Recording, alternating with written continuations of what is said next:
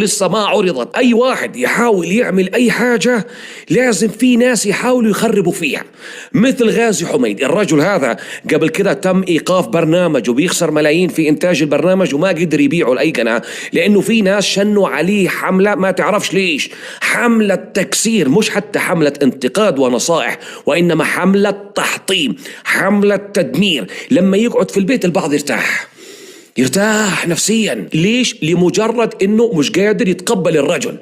يعني في العالم، في علم الاجتماعيات وعلم الانسانيات والعلاقات، طبيعي انك تتقبل هذا الشخص وما تتقبل هذا. اللي تتقبله اتعامل معه، اللي ما تتقبله امشي وسيبه. لا، هو ما يتقبلك لازم يحطمك. الامر هنا اشبه بلما تدخل مول حابب تشتري كذا مثلا كسوة عيد، توصل عند فاترينة محل تلقى ملابس مش على ذوقك، مش على ذوقك امشي، روح دور على ذوقك وين. لا، هو لازم يوقف ويكسر المحل. انا مش عاجبني الهدوم لازم اكسرها. يا جماعة دعوا الخلق للخالق، يا جماعة خلوا الناس تمشي وراء ارزاقها. والله العظيم اكثر جمهور سوشيال ميديا في العالم قطاع ارزاق هو الشركة.